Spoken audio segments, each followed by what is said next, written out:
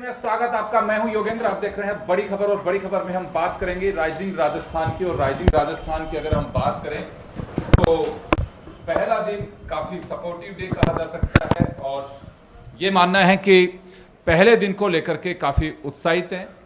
जो इंडस्ट्रियलिस्ट आए, काफी राजस्थान पे भरोसा करने की बात उन्होंने कही है। तो चलिए हमारे साथ पूरे मुद्दे पर चर्चा करने के लिए पौरुष भारद्वाज जी कांग्रेस से है, क्योंकि कांग्रेस ने सवाल उठाए, कुछ स्वागत किया है इस कार्यक्रम का, लेकिन कुछ सुझाव समझिए या कुछ सवाल उठाए हैं। अटल खंडेलवाल जी हमारे साथ भाजपा से हैं, हमारे साथ सुशील गुप्ता जी हैं, इंडस्ट्रियलिस्ट हैं, अरुण अग्रवाल साहब हैं, और जगदीश सोमानी साहब हैं। सभी का स्वागत है। मैं सोमानी साहब आपके पास में आना चाहूंगा जी। पहला दिन रहा राइजिंग राजस्थान, पहला दिन हो चाहे तीसरा दिन हो, बात ये नहीं है, सबसे बड़ी बात यह है कि इस आयोजन से न केवल राजस्थान, पूरे देश की निगाहें टिकी हुई हैं। सबसे बड़ा आयोजन कहा जा सकता है अब तक के जो एमओयूज हुए हैं उनमें, और कितना धरातल पे उतर पाएगा ये भी एक सवाल है। लेकिन भरोसे पे देखिए दुनिया टिकी हुई है। इस आयोजन का एक पॉजिटिव पक्ष मैं आपको ये बता देना चाहूंगा कि पहले साल में भजन लाल करा रहे हैं, अब तक जो हुए हैं वो चौथे साल में हुए हैं। आपने तो हर उसके साक्षी रहे हैं कि हमने कवर किया है, और आप साथ में रहे हैं। एनआरआई सम्मेलन जब पहली बार बिरला ऑडिटोरियम में करवाया गया था, तब से अशोक गहलोत ने जब करवाया था। तो खैर चलिए, ऐसे चीज़ों से आदान प्रदान होता है, कुछ लोग एक्सपीरियंस लेते हैं, कुछ चर्चाएं होती हैं, तभी उससे बाजार की चीज़ें धरातल पे उतर पाती हैं और इसी से इन्वेस्टमेंट आता है। इस आयोजन से कितने पॉजिटिव हैं, और पहले के प्रीवियस के जो कुछ अनुभव रहे उसका कुछ असर तो नहीं होगा? देखिए, अभी जो ये राइजिंग राजस्थान में रिप्स 2024 की स्कीम आई है, इसमें सबसे बड़ा ये फ़ायदा है कि अगर आपके पास में अपनी खुद की लैंड है और या आप एग्रीकल्चर लैंड खरीद के कन्वर्ट भी कराते हो तो फास्ट कन्वर्ट हो जाएगी। इससे इंडस्ट्री के लिए जो महंगी ज़मीन या ऑक्शन से जो ज़मीन खरीदने की प्रॉब्लम थी, या कई बार ऐसा होता है कि आदमी के पास एग्रीकल्चर लैंड है लेकिन वो लैंड में जब इंडस्ट्रियल लैंड लेता है रिको से तो ऑक्शन में बहुत पैसा लग जाता था। तो उसका एक सब्स्टिट्यूट ये हो गया कि सरकार ने ये भी कह दिया कि अगर आपके पास अवेलेबल ज़मीन है या आसपास आपको जहाँ लगता है कि आपके प्रोडक्ट में एग्रो बेस है या आपका इंडस्ट्री बेस है, या आपके पास को पावर की क्या रिक्वायरमेंट है, या आपको एनवायरनमेंट कैसा चाहिए, या कहीं का पानी कैसा चाहिए, उस जगह की अगर एग्रीकल्चर लैंड भी लेते हो तो ये अकाउंटेबिलिटी के साथ एक टाइम के साथ में, टाइम पीरियड में वो इंडस्ट्री के लिए आप कन्वर्जन हो जाएगा। ये एक बहुत अच्छी बात है, जिसके लिए एक सस्ती ज़मीन का जो एक पॉइंट है वो क्लियर होता है। लेकिन चैलेंज ये है कि जो बिजली है उसके अंदर सबसे बड़ी अब तक जो महंगी बिजली है उसके अंदर माननीय मुख्यमंत्री महोदय ये भी कह रहे हैं कि हम 2025 तक या 2027 तक हम लोग बनाने की, खरीदने की जगह हम देने वाले बन जाएंगे या हम आत्मनिर्भर हो जाएंगे। अभी तक ये बात पूरे तरह से समझ में नहीं आ रही है, लेकिन इंडस्ट्री के अंदर जब हम इंडस्ट्री लगाते हैं तो शुरुआत में ही हमारे पास चैलेंजेस आ जाते हैं कि फाइनेंस कॉस्ट इन्वॉल्व हो जाती है। आज नई इंडस्ट्री जब लग जाएगी, जब जीएसटी देने लग जाएगी, इस रिप्स 2024 में जीएसटी पेमेंट होने के बाद एसजीएसटी का रिएम्बर्समेंट मिलेगा। तो अभी ऑलरेडी कई सारे ऐसे पॉइंट्स हैं जिसमें एग्जिस्टिंग इंडस्ट्री के, मैं चूंकि विश्वकर्मा औद्योगिक क्षेत्र का एक प्रतिनिधित्व हूँ अध्यक्ष के रूप में, तो जो एग्जिस्टिंग इंडस्ट्री है वो इसमें काफ़ी थोड़ी परेशान है कि आने वाली इंडस्ट्री के लिए जब सरकार इतना कर रही है तो क्यों नहीं रिप्स 2024 में एग्जिस्टिंग इंडस्ट्री को भी कुछ दिया जाए? क्यों नहीं? क्या राइजिंग राजस्थान में एग्जिस्टिंग इंडस्ट्री की कोई भूमिका नहीं है? क्या यहाँ तक लाने में राजस्थान में इंडस्ट्री की कोई भूमिका नहीं रही है? तो फिर आप गोदी को छोड़ के पेट की आस कर रहे हो। ये एक चैलेंजिंग विषय है और ये एक ज़रूरत का विषय है कि इसके अंदर जो अभी फाइनेंस कॉस्ट है, उस फाइनेंस कॉस्ट में इतना खर्चा होने के बाद में ये 4 साल में अगले 5 साल का विजन डॉक्यूमेंट बनाया है। विजन है कि 35 लाख करोड़ के एमओयू हुए हैं। मैं मानता हूँ कि सरकार की जो इच्छा रही है वो इच्छा शक्ति ये है कि उद्योग चले, एमएसएमई चले, क्योंकि माननीय प्रधानमंत्री जी ने भी आज अपने वक्तव्य में बोला है कि एमएसएमई और रोजगार के लिए उन्होंने एक पॉजिटिव बात बोली है। और 8 महीने में जो राजस्थान सरकार ने काम करे या जो कोशिश कर रहे हैं, या जिस तरह से हमारे अभी मीटिंग्स हुई है और जिस तरह से पिछला बजट दिया गया है, तो लग रहा है राजस्थान का कहीं ना कहीं अच्छा दिन आने वाला है, कहीं ना कहीं इकोनॉमी बढ़ेगी, ऐसा मेरा विश्वास है। अभी आपको क्या लग रहा है, अच्छे दिन नहीं आए? देखिए क्या है चलिए कि मैं लौटूंगा आपके जी, पास में, मैं जी, सुशील गुप्ता जी के पास में जाना चाहूंगा। जी। गुप्ता साहब, क्या संभावनाएं लग रही है राइजिंग राजस्थान से? राइजिंग राजस्थान के अंदर पिछले काफ़ी टाइम से ये समिट होती रही है। इस बार जो समिट हुई है उसके अंदर काफ़ी इन्होंने मेहनत की है और उस मेहनत का फल मीठा मिलेगा ही मिलेगा। सरकार चाहे कांग्रेस की हो चाहे बीजेपी की हो, जी, व्यापारी हमेशा अपने काम में ध्यान देता है और अपने काम को करने के लिए उसको जो चीज़ें चाहिए अगर वो टाइम पे मिलेगी, जैसे ज़मीन हुई, बिजली सही रेटों में मिलेगी, तो डेफिनेटली राइजिंग राजस्थान का जो बेनिफिट है वो मिलेगा ही मिलेगा। अगर उन चीज़ों के ऊपर गवर्नमेंट नहीं ध्यान देती है तो फिर समिट करना ना करना वो एक ही बात हो जाती है।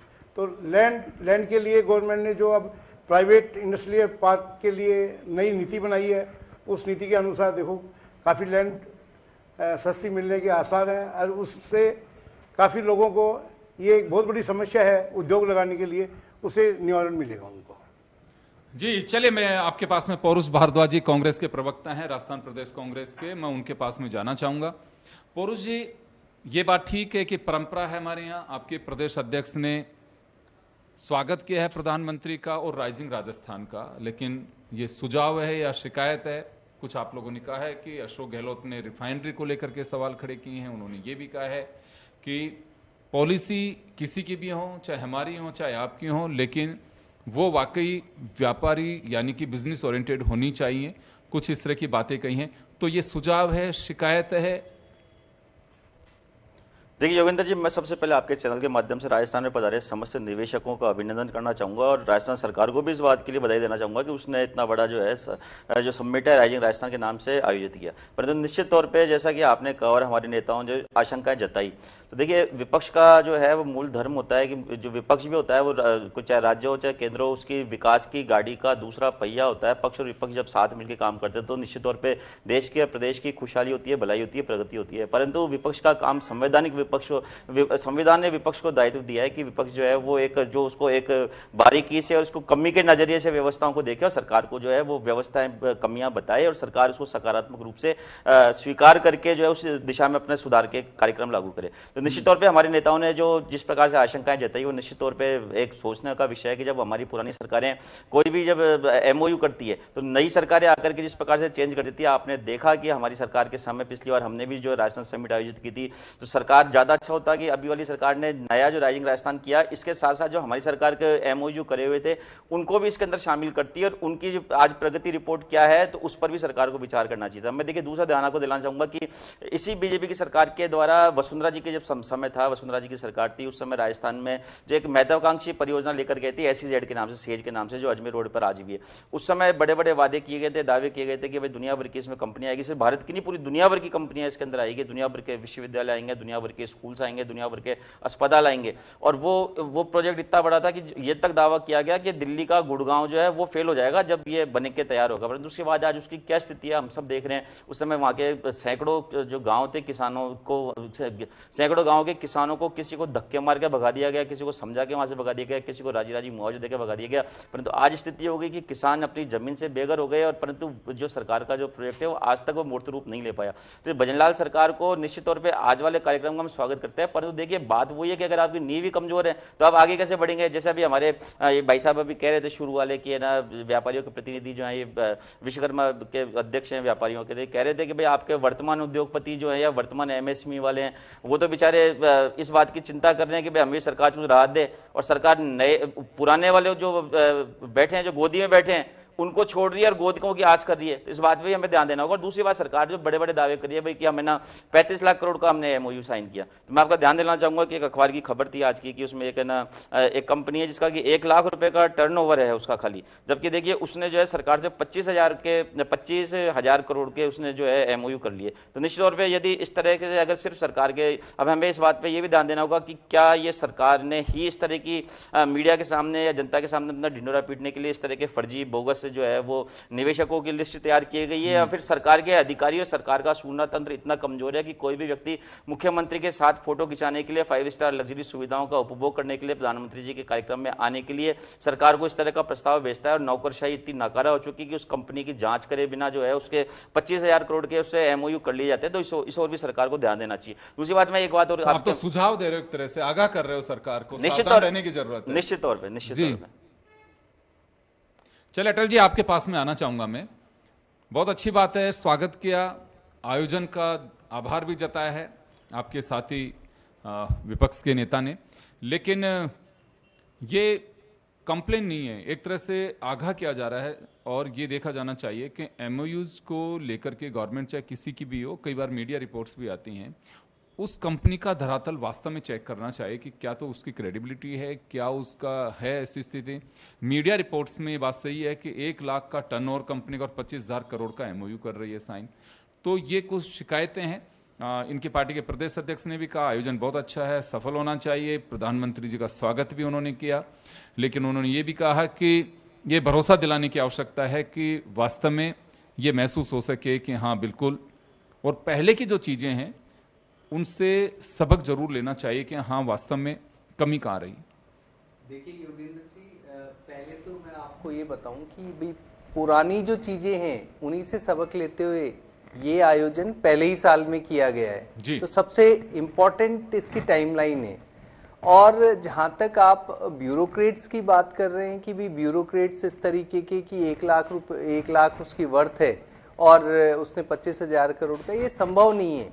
ये केवल आरोप है। आरोप तो आप भी किसी पर कुछ भी लगा दो, ये संभव है क्या? आप ही बताइए कि क्या हमारी ब्यूरोक्रेसी, रिपोर्ट्स उन्होंने बताया, मैं यही बोल रहा हूँ, पेड अप कैपिटल कुछ और होगा उसका आज मैं कोई बात नहीं कर सकता, लेकिन ऐसा नहीं होता है कि आप उठा करके और बोल दो कि मैं 50,000 करोड़ लगा रहा हूँ और आपके पास 10,000 रुपए भी नहीं है। ये संभव नहीं है।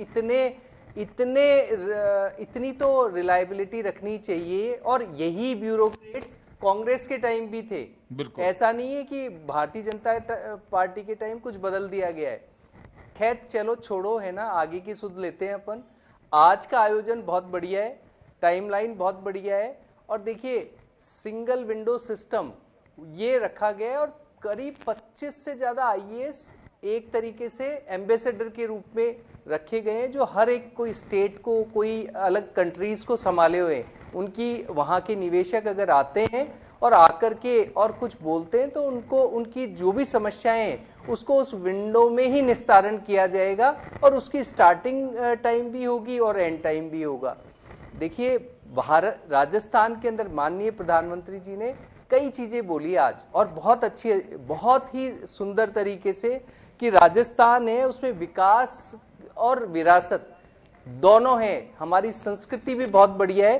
राजस्थान में जो सबसे बढ़िया है नेचुरल रिसोर्सेज, रोडों का नेटवर्क, कनेक्शन ऑफ पीपल्स। जब दूसरे स्टेट में जाकर के राजस्थान, और इंटरनेशनल लेवल पे भी राजस्थानी जाकर के उस देश को आगे बढ़ा रहे हैं, तो हमारे स्वयं के अगर उनको वहां पर अच्छी सब कुछ चीजें मिलती हैं तो क्यों नहीं निवेश करेंगे, जरूर करेंगे।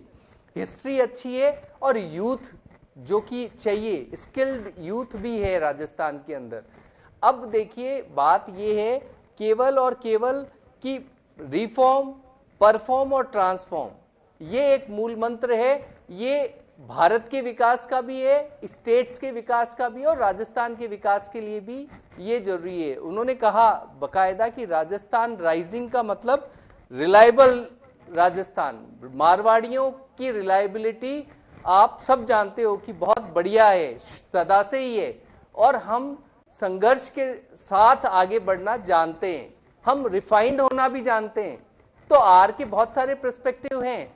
अब केवल ये कि संदेह करने का नहीं, हम कह रहे हैं कि एमएसएमई, आप 17 लाख के करीब एमएसएमई यहाँ पर हैं, और हम उनको और बढ़ाने के लिए, हम प्रधानमंत्री जी कह रहे हैं कि भी एमएसएमई को जितना सपोर्ट कर सकते हैं वो कर रहे हैं, और राजस्थान में अपार संभावनाएं हैं। और दूसरा, अब एक सिंगल विंडो सिस्टम से, देखिए जैसे लोग पहले जमीन ले लेते थे, उसका कन्वर्जन बहुत मुश्किल होता था। बिजली की बात कर, अब अभी क्या कर दिया है इन्होंने कि पूरे की पूरी लैंड को, सपोज कर लीजिए ये जो 1 डिस्ट्रिक्ट 1 प्रोडक्ट अपन बात कर रहे हैं, उस पे पूरी लैंड का ही कन्वर्जन ये एक साथ करेंगे।